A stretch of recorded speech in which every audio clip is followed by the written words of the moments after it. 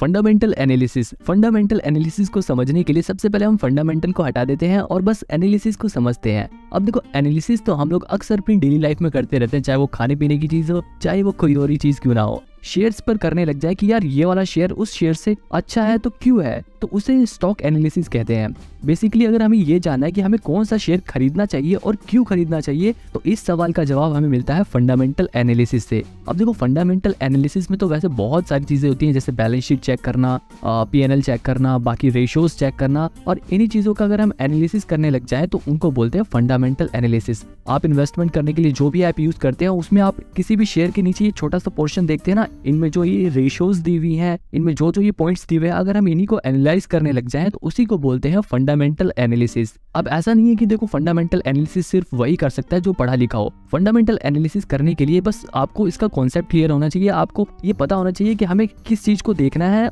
अब देखो, fundamental analysis में जैसे यहाँ पे पी रेशियो दे रखा है, हमें बस ये जानना है कि कौन सा पी रेशियो बेस्ट होता है। अगर आपको ये पता चल गया तो आप जैसे ही किसी भी शेयर का वो पी रेशियो देखोगे, आप फटाक से उस कंपनी के शेयर को चूज कर सकते हो। तो इस वीडियो में आपको कंपनी के इन सभी फंडामेंटल्स के एनालिसिस करना तो सिखाऊंगा ही, लेकिन उससे पहले मैं आपको बता दूं कि इस वीडियो में आपको एक चेकलिस्ट बनाना भी सिखाऊंगा, जिसे बनाकर आप किसी भी शेयर्स के फंडामेंटल को एनालाइज करते वक्त इसमें टिक लगा सकते हो। और इस चेकलिस्ट से आपको ये जानने में मदद मिलेगी कि कौन सा शेयर आपको खरीदना चाहिए और कौन सा नहीं खरीदना चाहिए। और लास्ट में मैं आपको बहुत ही ज्यादा इंपॉर्टेंट पॉइंट्स भी बताऊंगा, जिन्हें जानने के बाद आप आसानी से बिल्कुल सही शेयर चूज कर सकते हो। आपको फ्यूचर में प्रॉफिट होने के चांसेस बहुत ज्यादा बढ़ जाएंगे। अब देखो, फंडामेंटल एनालिसिस करने का मेन मकसद होता है कि हम ज्यादा से ज्यादा प्रॉफिट कमा सके। अब प्रॉफिट कैसे कमाएंगे? जब हम शेयर को सस्ते में खरीदेंगे और उसे महंगे में बेचेंगे, तब हम प्रॉफिट कमाएंगे। अब हमें ये कैसे पता चलेगा कि कोई शेयर सस्ता मिल रहा है या महंगा मिल रहा है? तो देखो, यहाँ पर काम आती है इंट्रिंसिक वैल्यू। अब देखो, इंट्रिंसिक वैल्यू को मैं बहुत ही ज्यादा कॉम्प्लिकेटेड नहीं करने वाला, क्योंकि मैं खुद जानता हूँ कि एक नए इन्वेस्टर को ऐसे नए नए शब्द सुन के बहुत ही परेशानी आती है उन्हें समझने में। स्टेट का एग्जांपल है, मान लो 2 प्रॉपर्टीज हैं और दोनों का प्राइस 1-1 करोड़ रुपए है, लेकिन जो पहली वाली प्रॉपर्टी है उसकी लोकेशन ऐसी जगह पर है जहाँ पर ही पास में स्कूल है, हॉस्पिटल है, मेट्रो स्टेशन है, पार्क है। लेकिन जो दूसरी प्रॉपर्टी है उसके पास में ना ही अच्छा स्कूल है, ना ही मेट्रो स्टेशन है, हालांकि वहाँ पे एक मॉल है। अब यहाँ पर अगर हम वैल्यू को कंपेयर करें तो पहली वाली प्रॉपर्टी के पास ज्यादा वैल्यू मिल रही थी, उसके प्राइस के हिसाब से उसकी जो वैल्यू है वो मैच कर रही है। लेकिन जो दूसरी प्रॉपर्टी है उसका प्राइस भी 1 करोड़ है, लेकिन उसकी जो वैल्यू है वो उसके प्राइस के हिसाब से काफी कम है। ऐसे ही बिल्कुल शेयर्स के साथ भी होता है। मान लो 2 शेयर्स हैं और दोनों की जो फेयर वैल्यू है वो 100 रुपए है, और जो पहले वाला शेयर है वो 100 रुपए का ही मिल रहा है, लेकिन जो दूसरा वाला शेयर है वो 150 रुपए का मिल रहा है, क्योंकि मार्केट उसको ज्यादा भाव दे रही है। हालांकि दोनों की फेयर वैल्यू 100 रुपए है, लेकिन जो दूसरा शेयर है वो ओवर वैल्यूड है, उसका भाव काफी ज्यादा है। तो ऐसे सिचुएशन में आप कौन सा शेयर खरीदोगे? एक ओवर वैल्यूड शेयर खरीदोगे या एक शेयर जो अपनी फेयर वैल्यू पे है? ऑब्वियसली जो शेयर अपनी फेयर वैल्यू पे है आप वही शेयर खरीदोगे। तो इंट्रिंसिक वैल्यू यही जानने में हेल्प करती है कि कौन सा शेयर फेयर वैल्यू पे है और कौन सा शेयर ओवर वैल्यूड पे है। इंट्रिंसिक वैल्यू हमें ये बताने में हेल्प करती है कि कौन सा शेयर हमें सस्ते दाम पे मिल रहा है, कौन सा महंगे दाम पर मिल रहा है। अब ये इंट्रिंसिक वैल्यू चेक कैसे करते हैं, सवाल ये उठता है। तो देखो, इंट्रिंसिक वैल्यू चेक करना बहुत ही आसान है। आप किसी भी शेयर की वैल्यू एक क्लिक में चेक कर सकते हो। मैं आपको वीडियो के लास्ट में बताऊंगा कि इंट्रिंसिक वैल्यू कैसे चेक करते हैं, बिल्कुल आसान है। लेकिन उससे पहले हम बाकी जरूरी चीजों को भी जान लेते हैं। अब देखो, फंडामेंटल एनालिसिस में जो दूसरी चीज आती है वो होती है मार्केट कैप। अब मार्केट कैप का मतलब क्या होता है? अब देखो, सबसे सरल भाषा में बताऊं तो यहाँ पे देखो, मार्केट कैप जो लिखा हुआ है ना, इसका मतलब ये है कि अगर आपको ये पूरी कंपनी खरीदनी है तो आपको कितने रुपए देने होंगे। यहाँ पे जैसे मैं SBI का आपको दिखाता हूँ, तो अगर आपको SBI बैंक खरीदना है तो आपको उसके लिए लगभग 5,32,532 करोड़ रुपए देने पड़ेंगे। तो ये मार्केट कैप हमें यही जानने में हेल्प करता है कि कंपनी कितनी बड़ी है, क्योंकि कंपनी के साइड से हमें बहुत सी चीजें पता चलती हैं। जैसे अगर कंपनी बड़ी है, वो कंपनी पहले से ही वेल एस्टेब्लिश्ड है, तो इसका मतलब उसमें रिस्क कम होगा। लेकिन अगर एक कंपनी छोटी है, अभी ग्रो कर रही है, तो उसमें रिस्क ज्यादा इन्वॉल्व होगा। इसके बाद आता है पी रेशो। अब पी रेशो को समझने से पहले हमें EPS समझना होगा, अर्निंग पर शेयर समझना होगा। अर्निंग पर शेयर का मतलब होता है कि एक शेयर पर कंपनी को कितनी कमाई हुई है। इसे निकालने के लिए क्या करते हैं, कंपनी की जितनी भी कमाई हुई है उसे डिवाइड कर देते हैं कंपनी के जितने भी नंबर ऑफ शेयर्स हैं। यहाँ पर अर्निंग को नंबर ऑफ शेयर से डिवाइड कर दिया तो यहाँ पर अर्निंग पर शेयर निकल जाएगी। जैसे रिलायंस इंडस्ट्रीज का अर्निंग पर शेयर कितना है, 98.38 रुपए, यानी कि लगभग 98 रुपए पर शेयर रिलायंस इंडस्ट्रीज ने कमा के दिए हैं। पी रेशो का मतलब क्या था? पी रेशो का मतलब ये था प्राइस अपॉन में अर्निंग। अब यहाँ पे प्राइस कितना है, जैसे यहाँ पे लगभग प्राइस है 2500 रुपए, 2480 रुपए लगभग प्राइस है। उसको अगर हम डिवाइड कर देंगे अर्निंग पर शेयर से तो हमारा पी रेशो निकल जाएगा। जैसे यहाँ पर पी रेशो दिया हुआ है 25.68। पी रेशो किस काम आता है, मेन बात तो यही है। कैसे निकलता है उससे हमें उतना मतलब नहीं है, लेकिन मेन बात तो यही है कि आखिर इसे देखकर क्या पता लगाया जाता है। तो देखो पी रेशियो देखकर हमें साफ सीधी बात है ये पता लगाया जाता है कि किस कंपनी में हमें कितने रुपए लगाएंगे तो कितने रुपए का प्रॉफिट होगा। जैसे रिलायंस में अगर आप लगभग 25 रुपए लगाओगे तो आपको 1 रुपए की कमाई होगी। तो मतलब बिल्कुल साफ है कि पी रेशियो को देखकर हमें ये पता चल जाएगा कि किसी भी कंपनी में हमें 1 रुपए कमाने के लिए कितने रुपए लगाने पड़ेंगे। अब जब भी हमें पी रेशियो देखना है तो हमें ये खुद से सवाल पूछना है कि क्या हम एक ऐसी कंपनी में पैसे लगाएं जहां पर हमें 25 रुपए देकर साल का 1 रुपए कमाएंगे, या एक ऐसी कंपनी में पैसे लगाएं जहां पर हम 10 रुपए देकर साल का 1 रुपए कमाएं, क्योंकि पैसे तो हमारे पास लिमिटेड है। अब देखो कौन सा पी रेशियो अच्छा होता है। अब यहाँ पे तो 25 का दिया हुआ है, तो हमें ये कैसा पता चलेगा कि कौन सा पी रेशियो अच्छा है और कौन सा बेकार। पी रेशियो जितना कम हो उतना अच्छा माना जाता है। अगर पी रेशियो वैसे 20 से कम हो तो उसे अच्छा माना जाता है, लेकिन अगर 1, 2, 3 हो तो वो सबसे बेस्ट होते हैं, क्योंकि 1 का पी रेशियो का मतलब होता है कि आपको सिर्फ 1 रुपए लगाने पर 1 रुपए की कमाई होगी साल में। जैसे मैं यहाँ पे आपको टाटा स्टील का शेयर दिखाता हूँ और यहाँ पे आप टाटा स्टील में देखो तो उसका पी रेशियो लगभग 5 रुपए का है। वही रिलायंस इंडस्ट्रीज का जो पी रेशियो लगभग 25 रुपए का था। अब आप ये खुद से डिसाइड करो कि आप ऐसी जगह पर पैसे लगाओगे जहां पर आपको 25 रुपए लगाने पर साल में 1 रुपए की कमाई हो, या आप एक ऐसी कंपनी में पैसे लगाओगे जहां पर आपको 5 रुपए लगाने पर साल में 1 रुपए की कमाई हो। ऐसे सवाल आपको खुद से पूछने हैं। तो पी रेशियो आपको यही जानने में हेल्प करेगा कि आप कहां पर कम पैसे लगाकर भी ज्यादा मुनाफा कमा सकते हो। लेकिन देखो कई बार क्या होता है कि पी रेशियो ज्यादा भी होता है लेकिन तब भी वो शेयर फायदेमंद होता है। अब कुछ इंडस्ट्रीज ऐसी होती है जिनका पी रेशियो पहले से ही हाई रहता है, तो क्या हम उन कंपनी के शेयर को नहीं खरीदेंगे? इसीलिए सिर्फ हम पी रेशियो को देखकर हम शेयर नहीं खरीदते। कई बार हम पी रेशियो को देखने से पहले हम सबसे पहले इंडस्ट्री के पी रेशियो को चेक करते हैं। अब देखो यहाँ पर मैं आपको अडानी पावर का पी रेशियो दिखाता हूँ। वैसे तो देखो 1-2 का पी रेशियो बेस्ट होता है, लेकिन अडानी पावर का पी रेशियो लगभग 10.5 रुपए का है। तो क्या ये शेयर बेकार है? ये जज करने से पहले हमें उसके इंडस्ट्री पी रेशियो को देखना होगा, क्योंकि देखो यहाँ पे उसका इंडस्ट्री पी रेशियो ही 17.5 रुपए का है। यानी कि जो ऐसी कंपनियां हैं जो पावर जनरेट करती है उस इंडस्ट्री की कंपनी के पी रेशियो ऑलरेडी हाई रहता है। लेकिन यहाँ पर हम देख रहे हैं कि 17.5 का पी रेशियो होता है, लेकिन इस कंपनी का पी रेशियो तो सिर्फ 10.5 का है। यानी कि इस इंडस्ट्री के मुकाबले इस शेयर का पी रेशियो काफी अच्छा है। आई थिंक अब आपको पी रेशियो क्लियर हो गया होगा। इसके अलावा एक होता है पीबी रेशियो। अब पीबी रेशियो को समझने से पहले हम बुक वैल्यू को समझते हैं, क्योंकि पीबी रेशियो उसी से रिलेटेड है। तो बुक वैल्यू का मतलब होता है कि अगर मान लो आज ही के दिन ये कंपनी बंद हो जाए तो आपको एक शेयर के बदले कितने रुपए मिलेंगे, ये डिपेंड करता है बुक वैल्यू पर। जैसे मैं आपको वापस एसबीआई का ही शेयर दिखाता हूँ, तो यहाँ पर आप देखो एसबीआई का जो शेयर प्राइस है वो लगभग 590 रुपए के आसपास है। अब उसकी जो बुक वैल्यू है वो 373 रुपए के आसपास है, यानी 373 रुपए के आसपास है। इसका मतलब ये है कि अगर आज ही के दिन एसबीआई बैंक बंद हो जाए तो आपको एक शेयर पर 373 रुपए मिलेंगे। तो बुक वैल्यू का मतलब ये था।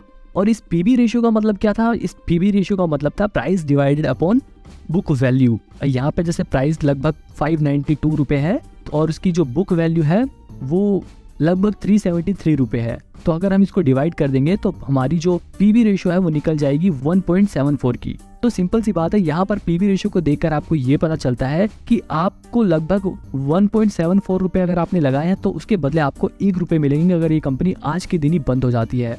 यहाँ पर हम रिलायंस का एग्जांपल लेते हैं। यहाँ पर देखो रिलायंस इंडस्ट्रीज का जो शेयर प्राइस है वो लगभग 2480 रुपए है और उसकी जो बुक वैल्यू है वो लगभग 1200 रुपए है। इसका मतलब ये है कि अगर रिलायंस इंडस्ट्रीज आज के दिन ही बंद हो जाती है तो आपको एक शेयर पर लगभग 1200 रुपए मिलेंगे।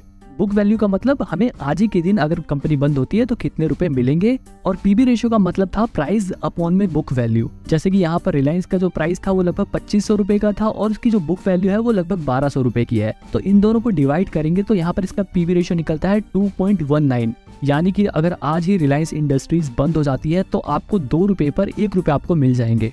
आई थिंक अब आपको पीबी रेशियो समझ आ चुका होगा। लेकिन कौन सा पीबी रेशियो अच्छा होता है ये हमें कैसे पता चलेगा? तो देखो जितना पीबी रेशियो कम हो उतना ही बेटर है। 1 का 2 का पीबी रेशियो सबसे बेस्ट होता है।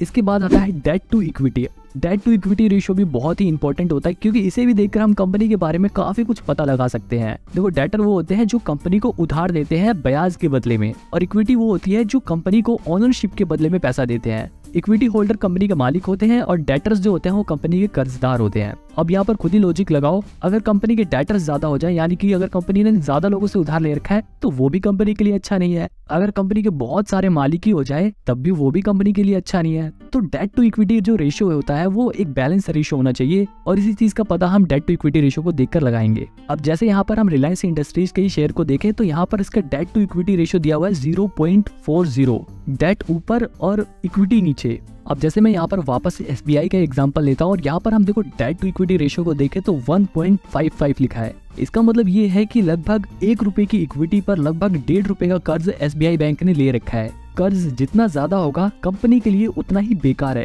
क्योंकि अगर कर्ज ज्यादा होगा तो कंपनी को ज्यादा ब्याज चुकाना पड़ेगा, ज्यादा इंटरेस्ट देना पड़ेगा, जो कंपनी की ओवरऑल ग्रोथ में परेशानी का कारण बन सकती है। तो कौन सा debt to equity ratio best होता है? अब देखो सिंपल सी बात है, जितना डेट टू इक्विटी रेशियो कम हो उतना बेस्ट है। जैसे यहाँ पर रिलायंस इंडस्ट्रीज का अगर आप डेट टू इक्विटी रेशियो देखो तो यहाँ पर उसका डेट टू इक्विटी रेशियो सिर्फ 0.40 का है, मतलब कि कंपनी के पास 1 रुपए की इक्विटी पर सिर्फ 0.40 का कर्जा ले रखा है। इससे ये भी पता चलता है कि कंपनी फ्यूचर में और कर्जा भी ले सकती है। अब मतलब साफ है कि जितना डेट टू इक्विटी रेशियो कम हो उतना बेटर है। लेकिन कई बार क्या होता है कि डेट टू इक्विटी रेशियो अगर ज्यादा हो तो उसे भी अच्छा साइन माना जाता है। कई बार इन्वेस्टर्स को ऐसा भी लगता है कि कंपनी का अगर डेट टू इक्विटी रेशियो ज्यादा है तो कंपनी में कुछ तो दम होगा, तभी तो डेटर्स ने पैसा दिया है। कई बार ज्यादा डेट टू इक्विटी रेशियो को भी लोग पॉजिटिव साइन की तरह देखते हैं। लेकिन सिंपल सी बात है, हम जैसे आम और छोटे इन्वेस्टर को ज्यादा दिमाग नहीं लगाना, हमें सिर्फ ये देखना है कि डेट टू इक्विटी रेशियो कम है तो बेस्ट है। अब देखो इसके अलावा एक और इम्पोर्टेंट चीज होती है डिविडेंड। अब जैसे यहाँ पर आपने देखा होगा डिविडेंड यील्ड नाम से एक परसेंटेज दी है 0.32 की। अब डिविडेंड यील्ड का मतलब क्या होता है? कंपनी ने कितना डिविडेंड दिया है, यानी कि कंपनी ने अपने जो शेयर होल्डर्स हैं उनको अपने प्रॉफिट का कितना हिस्सा दिया है। डिविडेंड देखकर हम ये पता लगा सकते हैं कि कंपनी का फंडामेंटल कैसा है। अगर कंपनी डिविडेंड ज्यादा पे कर रही है तो इसका मतलब सीधी सी बात है कंपनी प्रॉफिट ज्यादा अर्न कर रही है, इसलिए वो ज्यादा डिविडेंड लोगों में बांट रही है। लेकिन कई बार ऐसा होता है कि कंपनी ज्यादा प्रॉफिट तो अर्न करती है लेकिन फिर भी उसका जो डिविडेंड यील्ड होता है वो कम होता है, क्योंकि कई बार कंपनियां क्या करती हैं, अपना जो पैसा होता है, जो प्रॉफिट होता है, उसे बचाती हैं अपने कंपनी की ग्रोथ के लिए, कंपनी को बड़ा करने के लिए, कंपनी के एक्सपेंशन के लिए, इसलिए वो अपना डिविडेंड कम बांटती हैं।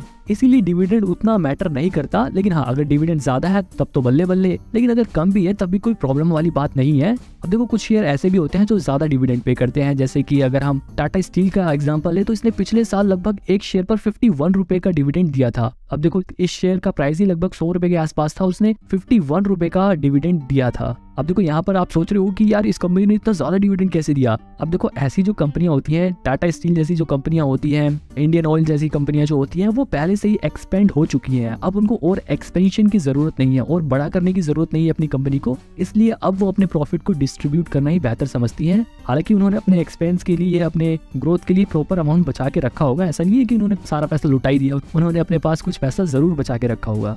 तो ये कुछ रेशोज थी। इसके अलावा आप डोमेस्टिक इंस्टीट्यूशन और फॉरेन इंस्टीट्यूशनल इन्वेस्टर्स को देखकर भी कंपनी के शेयर्स के बारे में काफी कुछ पता लगा सकते हो। जैसे कि अगर किसी भी कंपनी के शेयर होल्डिंग पैटर्न में डोमेस्टिक इंस्टीट्यूशंस का या फिर फॉरेन इन्वेस्टर्स का शेयर होल्डिंग परसेंटेज ज्यादा है तो यहाँ पर आप ये अंदाजा लगा सकते हो कि शायद वो कंपनी फ्यूचर में ग्रो करेगी या उस कंपनी में दम है, तभी उस कंपनी में फॉरेन इन्वेस्टर्स और डोमेस्टिक इंस्टीट्यूशंस इन्वेस्ट कर रहे हैं। क्योंकि जो ये डोमेस्टिक इंस्टीट्यूशंस होते हैं या फॉरेन इन्वेस्टर्स होते हैं वो प्रोफेशनल लोग होते हैं, वो प्रोफेशनल इंस्टीट्यूशन होते हैं जिनका काम ही इन्वेस्टमेंट करने का है। तो वो लोग इस काम में एक्सपर्ट होते हैं और वो लोग कंपनी को बहुत डीपली रिसर्च करने के बाद किसी भी कंपनी में पैसे लगाते हैं। तो किसी भी कंपनी में अगर डोमेस्टिक इंस्टीट्यूशन या फिर फॉरेन इन्वेस्टर की शेयर होल्डिंग परसेंटेज ज्यादा है तो उस कंपनी के शेयर प्राइसेस फ्यूचर में बढ़ने के चांसेस ज्यादा होते हैं। इसके अलावा एक होता है प्रमोटर्स प्लेजिंग। अब यहाँ पर ये सोचो कि किसी भी कंपनी के बारे में सबसे अच्छा कौन जानता होगा? वो आदमी जिसने उस कंपनी को खोला हो, है ना। तो अब ये सोचो कि अगर उसी आदमी के शेयर उस कंपनी में कम है तो उसका मतलब क्या है? तो अगर उस आदमी के शेयर उस कंपनी में ज्यादा है तो इसका मतलब ये है कि उसे अपनी कंपनी के ऊपर भरोसा है कि उसकी कंपनी फ्यूचर में अच्छा करेगी। लेकिन जिसने कंपनी खोली है, अगर उसी आदमी को अपनी कंपनी में भरोसा नहीं है और उसी के शेयर उस कंपनी में कम है, यानी कि उसकी प्लेजिंग बढ़े, तो ये एक बेकार साइन है। क्योंकि जब उसी आदमी को अपनी कंपनी पर भरोसा नहीं है तो किसी बाहर के इन्वेस्टर को क्या ही भरोसा होगा उस कंपनी पर। इसके अलावा अगर किसी भी कंपनी के प्रमोटर्स की प्लेजिंग कम है तो इसका मतलब ये भी हो सकता है कि शायद उस कंपनी के जो प्रमोटर्स हैं जिन्होंने उस कंपनी को खोला है, उन्हें ऐसा लग रहा है कि शायद उनकी कंपनी फ्यूचर में ग्रो करेगी, इसलिए उनकी प्लेजिंग कम है। तो इन्हीं चीजों को समझने के लिए प्रमोटर्स प्लेजिंग को देखा जाता है। अब देखो इसके अलावा एक और बहुत ही जरूरी चीज होती है कंपनी की बैलेंस शीट को चेक करना। लेकिन अब देखो आप में से बहुत सारे लोग कॉमर्स बैकग्राउंड से नहीं होंगे जिनके लिए ये समझना काफी कॉम्प्लिकेटेड हो सकता था। लेकिन मैं आपको बहुत ही आसान तरीके से बताऊंगा और सिर्फ जरूरी चीजें आपको बताऊंगा। देखो, चाहे कोई भी कंपनी हो, वो कुछ ना कुछ बेचती है, चाहे वो सर्विस हो या प्रोडक्ट हो। तो उसे बेचने से उसकी जो सेल्स होती है, यानी कि जो उससे रेवेन्यू होती है, जो उसकी कमाई होती है, उसको बोलते हैं टॉप लाइन। और एक होता है उसका प्रॉफिट, यानी कि रेवेन्यू में से अपने खर्चे वर्चे काटने के बाद जो बचता है उसे बोलते हैं प्रॉफिट। तो ये होती है बॉटम लाइन। अब देखो, हमें ये कैसे पता चलेगा कि कोई भी कंपनी अच्छा कर रही है या बेकार कर रही है? तो देखो, दो चीजें होती हैं, एक होता है असेट और एक होती है लायबिलिटी। देखो, आप कोई भी इन्वेस्टमेंट के लिए ऐप यूज करते हो, उसके अंदर अलग से बैलेंस शीट बहुत कम चांसेस है कि दिखाए। उसके अंदर आपको जो सेल्स होती है वो रेवेन्यू वाले पोर्शन में दिखता है। जैसे यहाँ आपको ग्रो ऐप के अंदर फाइनेंशियल्स के अंदर ही रेवेन्यू दिखेगी। ये रेवेन्यू ही कंपनी की सेल्स होती है और सेल करने पे जो कंपनी को पैसा मिलता है उसी को रेवेन्यू बोलते हैं, यानी कि जो कंपनी की कमाई हुई है। यहाँ पे हम रेवेन्यू को देख सकते हैं। जैसे मैंने यहाँ पर डाबर इंडिया का शेयर खोल लिया है, यहाँ पे देखो आप उसकी रेवेन्यू देख सकते हो, यानी कि उसकी जो सेल्स हुई है, जो उसकी कमाई हुई है, वो हर क्वार्टर में कितनी थी यहाँ पे दिखा रहा है। और अगर आप उसे ईयर का करके देखना चाहते हो तो यहाँ पे ईयर का भी करके देख सकते हो। यहाँ पे हर साल उसको कितनी रेवेन्यू हुई है वो दिखाया गया है। अब इस रेवेन्यू में से कंपनी अपने खर्चे को माइनस करती है, तो जो बचता है उसे बोलते हैं प्रॉफिट। तो यहाँ पे हम कंपनी के प्रॉफिट को भी देख सकते हैं। कंपनी को हर क्वार्टर में कितना प्रॉफिट हुआ, कंपनी को हर साल में कितना प्रॉफिट हुआ, हम हर चीज यहाँ पे देख सकते हैं। अब देखो, यहाँ पे ध्यान देने वाली बात यह है कि इन दोनों चीजों को देखकर हमें ये पता लगाना होता है कि कंपनी ग्रो कर रही है या नहीं कर रही। अगर कंपनी की सेल्स हर साल बढ़ रही है तो उसकी रेवेन्यू भी हर साल बढ़ेगी, और अगर कंपनी की रेवेन्यू बढ़ रही है तो कंपनी का प्रॉफिट भी उसी तरह से बढ़ेगा। लेकिन कई बार क्या होता है कि कंपनी का जो रेवेन्यू तो बढ़ती है लेकिन प्रॉफिट नहीं बढ़ता। ऐसा इसलिए होता है कि कई बार क्या होता है, जो कंपनियां होती हैं वो अपनी ग्रोथ पे पैसा लगा लेती हैं। वो अपना प्रॉफिट होता है, उस प्रॉफिट को अपनी ग्रोथ में खर्च करती हैं, अपना ब्रांड बिल्ड करने में खर्च करती हैं, अपना एडवर्टीजमेंट में खर्चा कर देती हैं। तो जिसकी वजह से उनका प्रॉफिट कम हो जाता है, लेकिन उनकी सेल्स बढ़ रही है लेकिन प्रॉफिट कम हो जाता है। तो इस केस में हमें एक और चीज देखनी होती है, वो होती है नेट वर्थ। जैसे यहाँ पर आप इस शेयर की नेट वर्थ भी देख सकते हो। नेट वर्थ से हमें क्या पता लगता है कि कंपनी की जो वैल्यू है, यानी कि हर साल कंपनी की जो वैल्यू कितने की है। मान लो जैसे 2018 में डाबर इंडिया 5,700 करोड़ की थी, अगले साल उसकी वैल्यू थोड़ी सी गिर गई, 5,600 करोड़ की वैल्यू हो गई। लेकिन 2020 में उसकी वैल्यू 6,600 करोड़ बढ़ गई, यानी कि 1,000 करोड़ बढ़ी। फिर अगले साल लगभग 1,000 करोड़ की उसकी वैल्यू बढ़ी, और अगले साल फिर उसकी वैल्यू बढ़ी है, और 2022 में भी उसकी वैल्यू बढ़ी है। यहाँ पर आप नेट वर्थ को देखकर अंदाजा लगा सकते हो कि कंपनी हर साल ग्रो कर रही है, हर साल कंपनी और भी बड़ी होती जा रही है। तो बिल्कुल सिंपल, आपको बहुत सारी बैलेंस शीट चेक नहीं करनी, आप इन्हें देखकर भी काफी कुछ अंदाजा लगा सकते हो। हाँ, ऑब्वियसली अगर आपको डीप एनालिसिस करना है, आपको काफी गहराई में एनालिसिस करना है, तो उसके लिए तो बैलेंस शीट जरूरी है। लेकिन अगर आप इतना काम भी कर लेते हो तो 90% चांसेस है कि आप सही शेयर चूज करोगे और आपको अच्छा खासा रिटर्न भी मिल जाएगा। तो ये सारी वो चीजें थी जो आपको एनालिसिस में करना है। अब इन एनालिसिस के अलावा और भी कुछ जरूरी पॉइंट है जो मैं आपको बता देता हूँ पहले, बाद में हम अपनी चेकलिस्ट के जरिए किसी भी शेयर का एनालिसिस भी करके देखेंगे, ठीक है। तो पॉइंट नंबर 1 है always invest in profit making company. हमेशा ये कोशिश करो कि आप उस कंपनी में पैसा लगाओ जो मुनाफा कमा रही है। अगर आप कम पैसा इन्वेस्ट कर रहे हो तो ज्यादा रिस्क मत लो, लॉस मेकिंग कंपनियों में पैसा लगाने से बचो। दूसरा पॉइंट ये है कि ऐसी कंपनियों के बिजनेस में इन्वेस्ट करो जिनके बिजनेस की फ्यूचर में जरूरत है, क्योंकि अगर आप अभी उन शेयरों में इन्वेस्ट कर दोगे तो फ्यूचर में जब वो कंपनी अपना काम चालू कर देंगी, फ्यूचर में जब उन चीजों की डिमांड होने लग जाएगी, तो आपके फ्यूचर में प्रॉफिट ज्यादा होने के चांसेस बढ़ जाएंगे। हमेशा ऐसी कंपनी में इन्वेस्ट करो जिनकी फ्यूचर में डिमांड होने वाली है, जिनकी फ्यूचर में जरूरत हो। अब ये आपको खुद से पता लगाना है। जैसे एग्जांपल के तौर पर एक कंपनी है कोल इंडिया, जो कि फंडामेंटली ठीक ठाक है। अब कोल इंडिया क्या करती है, वो कोयला निकालती है। अभी के हिसाब से तो वो कंपनी ठीक है, लेकिन फ्यूचर के प्रोस्पेक्टिव से ये कंपनी बेकार है, क्योंकि फ्यूचर में कोयले को एनर्जी के सोर्स की तरह कम इस्तेमाल किया जाएगा। इसकी जगह इस्तेमाल की जाएगी ग्रीन एनर्जी। तो आपको ऐसे शेयर पे फोकस करना है जो ग्रीन एनर्जी प्रोड्यूस करने में लगे हुए हैं। और जैसे कि आप अडानी ग्रीन के शेयर का एग्जाम्पल ले सकते हो। इस शेयर का प्राइस इतना ज्यादा क्यों बढ़ रहा है, क्योंकि इस कंपनी की फ्यूचर में डिमांड होने वाली है, इसीलिए इस कंपनी का प्राइस बढ़ रखा है। ऐसे ही आपने सुना होगा कि टेस्ला का भी शेयर प्राइस काफी ज्यादा हाई है, क्योंकि ऐसी चीजों की नीड फ्यूचर में है, इसीलिए ऐसे शेयर्स का प्राइस बढ़ रखा है। तो हमेशा ऐसी कंपनी में इन्वेस्ट करो जिसकी जरूरत फ्यूचर में हो। तीसरा पॉइंट ये है कि आप ऐसी कंपनियों में भी इन्वेस्ट कर सकते हो जिनकी मोनोपोली है, जैसे कि IRCTC। ये हमारी इंडियन रेलवे ही है। अब इंडिया में तो सिर्फ इंडियन रेलवे IRCTC ही कंट्रोल करती है। अब देखो, इंडियन रेलवे का तो इंडिया में और कोई कंपटीटर है ही नहीं, यानी कि इंडियन रेलवे की इस सेक्टर में मोनोपोली है, जो कि इन्वेस्टर्स के लिए बहुत ही अच्छी बात है। पॉइंट नंबर 4 भी इसी से मिलता जुलता है। ऐसी कंपनियों में इन्वेस्ट करने से बचो जिनके कॉम्पिटिटर बहुत ही तगड़े हैं। किसी भी कंपनी के जितने कम कॉम्पिटिटर हो उतना बढ़िया है। पॉइंट नंबर 5 है growth in profit and wealth. आप कभी भी किसी कंपनी के शेयर खरीदने से पहले ये देखो कि क्या वो कंपनी प्रॉफिट कमा रही है, और अगर वो कंपनी प्रॉफिट कमा रही है तो क्या उस कंपनी का प्रॉफिट धीरे धीरे हर साल बढ़ रहा है या नहीं बढ़ रहा, क्या उस कंपनी की वेल्थ धीरे धीरे बढ़ रही है या नहीं बढ़ रही, क्या वो कंपनी ग्रो कर रही है। इन्हीं चीजों को देखकर आपको ये पता चलेगा कि क्या वो कंपनी समय के साथ साथ बड़ी हो रही है या नहीं हो रही। पॉइंट नंबर 6 है पीयर कंपैरिजन। शेयर खरीदने से पहले आप पीयर कंपैरिजन करो। पीयर कंपैरिजन का मतलब है, सपोज करो एक सीमेंट बनाने वाली कंपनी है, अब ये देखो बाकी जो सीमेंट बनाने वाली कंपनियां हैं उनका प्राइस क्या है, क्या बाकी जो कंपनी है वो भी फंडामेंटली स्ट्रॉन्ग है या नहीं है, और फिर उन सभी एक जैसी कंपनियों को आपस में कंपेयर करने के बाद उनमें से बेस्ट चुनो। इसके अलावा पॉइंट नंबर 7 है एक्सेस टू न्यूज। हमेशा आपके पास लेटेस्ट न्यूज होनी चाहिए, क्योंकि न्यूज के जरिए हम अवेयर रहते हैं, और अगर हम अवेयर रहते हैं तो हम अपने रिस्क को कम कर सकते हैं और आने वाली अपॉर्चुनिटी का फायदा उठा सकते हैं। जैसे अडानी के शेयर्स गिरने वाले थे, जिन्होंने न्यूज देखी और वो अवेयर हो गए, वो पहले से ही उन्होंने अपने शेयर बेच दिए, जिसकी वजह से उनको लॉस कम हुआ।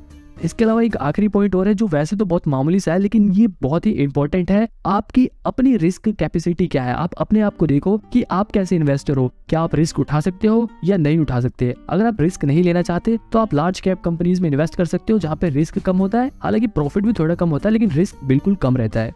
तो अपने आप को पहचानो कि आप कैसे इन्वेस्टर हो, क्या आप एक रिस्क टेकर हो या नहीं हो। तो ये कुछ जरूरी पॉइंट्स थे जो आपको शेयर्स खरीदने में काफी हेल्प करेंगे। तो जैसा कि मैंने आपको वीडियो में बताया था कि अब हम एक चेकलिस्ट बनाना सीखेंगे, जिससे आपको शेयर को चूज करने में काफी मदद मिलेगी। तो ये चेकलिस्ट बनानी कैसे है ये मैं आपको बताता हूँ। आप कोई भी एक पेपर लो और जैसा मैं वीडियो में दिखा रहा हूँ आप वैसा वैसा कॉलम बनाते जाओ। तो एक बढ़िया चेकलिस्ट में आपको क्या करना है, सबसे ऊपर एक कॉलम बनाना है इंट्रिंसिक वैल्यू का, जिसमें आप शेयर की इंट्रिंसिक वैल्यू को कंपेयर करके टिक लगाओगे। अब ये कैसे करना है मैं आपको बताऊंगा, ये बड़ा ही आसान है, बिल्कुल टेंशन लेने की जरूरत नहीं है। दूसरा कॉलम बनाना है पी रेशो का। पी रेशो को मैंने जैसे बताया था कि जितना कम पी रेशो हो उतना बढ़िया है, लेकिन ये ध्यान रखना कि पी रेशो नेगेटिव में ना हो, क्योंकि नेगेटिव का मतलब होता है कि वो कंपनी लॉस में है। पी रेशो जितना कम हो, 1 का हो, 2 का हो तो बढ़िया है। इसके अलावा तीसरा कॉलम बनाना है हमें पीबी रेशो का। पीबी रेशो भी अगर 1 और 2 से कम है तो आपके लिए बेस्ट रहेगा। इसके अलावा फोर्थ कॉलम बनाना है आपको डेट टू इक्विटी रेशो का, जिसमें हम शेयर्स की डेट टू इक्विटी रेशो को चेक करेंगे। अब डेट टू इक्विटी रेशो में आपको क्या देखना है कि कंपनी के जो डेट टू इक्विटी रेशो है वो 1 या 2 से कम होनी चाहिए। मतलब जितना भी कंपनी ने इक्विटी होल्डर से पैसा ले रखा है उतना ही कंपनी डेटर से भी पैसा ले सकती है या उससे डबल ले सकती है, लेकिन अगर डबल से ज्यादा पैसे अगर डेटर से ले रखे हैं तो आपको ऐसी कंपनियों से बचना है, ठीक है। अब कॉलम नंबर 5 रहेगा हमारा शेयर होल्डिंग पैटर्न। इसमें हमें ये देखना है कि क्या कंपनी के प्रमोटर्स के पास, फॉरेन इंस्टीट्यूशंस के पास, डोमेस्टिक इंस्टीट्यूशंस के पास ज्यादा से ज्यादा शेयर्स का हिस्सा है या नहीं है। मतलब जितना ज्यादा इनका शेयर होल्डिंग पैटर्न रहेगा उतना ही आपके लिए बढ़िया है। 6th कॉलम हमारा रहेगा रेवेन्यू का, जिसमें हम ये देखेंगे कि क्या कंपनी प्रॉफिट कमा रही है, और अगर प्रॉफिट कमा रही है तो क्या उसका प्रॉफिट हर साल धीरे धीरे बढ़ रहा है या नहीं बढ़ रहा। ये कुछ मेन कॉलम थे। इसके अलावा अगर आप अपने हिसाब से भी कुछ कॉलम ऐड करना चाहो तो आप उसे ऐड कर सकते हो। इसके अलावा आप सबसे नीचे एक पर्सनल व्यू का कॉलम बना सकते हो, जिसमें आप ये लिख सकते हो कि आप उस कंपनी के शेयर के बारे में क्या फील करते हो, आपका क्या मानना है, आपकी क्या गट फीलिंग है कि क्या वो कंपनी फ्यूचर में अच्छा करेगी या नहीं करेगी। आप इस कॉलम में अपनी राय दे सकते हो। तो इस तरह से आप अपनी चेकलिस्ट बना सकते हो। ये चेकलिस्ट मैंने अपने पर्सनल एक्सपीरियंस से आपको बनानी सिखाई है ताकि आपको शेयर चूज करने में आसानी हो। ये कोई कंपलसरी नहीं है। आप जब धीरे धीरे फंडामेंटल एनालिसिस में प्रो हो जाओगे तो आपको ऐसी चेकलिस्ट बनाने की जरूरत भी नहीं है। आप अपने दिमाग में इन चीजों को देखकर शेयर को चूज करना सीख जाओगे। ये मैं सिर्फ आपको एक आइडिया देने के लिए दिखा रहा हूँ ताकि आपको शेयर चूज करना आ जाए। मेरा यहाँ पे मकसद सिर्फ यही था कि आपको फंडामेंटल एनालिसिस करना सिखाऊं। आप इतने कैपेबल हो जाओ कि किसी भी कंपनी के शेयर को कैसे खरीदते हैं, कैसे चूज करते हैं, कैसे ये पता लगाते हैं कि ये कंपनी का शेयर बढ़िया है या नहीं है, आपको ये पता आ जाए। आपको यही चीजें सिखाने के लिए आपसे लोग कोर्स के नाम पर हजारों रुपए ले लेते हैं। यहाँ पे मैं आपको ये चीज बिल्कुल फ्री में सिखा रहा हूँ और बहुत ही सिंपल तरीके से समझाने की कोशिश करी है। अगर आपको कहीं कोई चीज समझ ना आई हो तो आप मेरे को कमेंट में बता के पूछ सकते हो। फाइनली मैं यही कहूंगा कि ये वीडियो आपको सिर्फ सिखाने के लिए थी। आप इस वीडियो को देखने के बाद आप जब सीख जाओगे कि कैसे फंडामेंटल एनालिसिस करते हैं तो आप खुद से अपने हिसाब से शेयर चूज करो। किसी की भी राय मत लिया करो शेयर खरीदते वक्त। आप अपना पर्सनल व्यू देखा करो कि आपको क्या लगता है उस शेयर के बारे में, आप फिर उसे खरीदो। और ऐसे ही बढ़िया कंटेंट देखने के लिए आप चैनल को सब्सक्राइब कर लो। काफी मेहनत लगी है भाई। अगर आपको ये वीडियो पसंद आई तो वीडियो को लाइक करके मुझे कमेंट में बेस्ट पार्ट बताओ और चैनल को सब्सक्राइब कर लो ताकि आपको ऐसे ही वैल्यूएबल कंटेंट फ्री में मिले। आप फ्री में अच्छी चीजें सिंपल लैंग्वेज में सीख सके।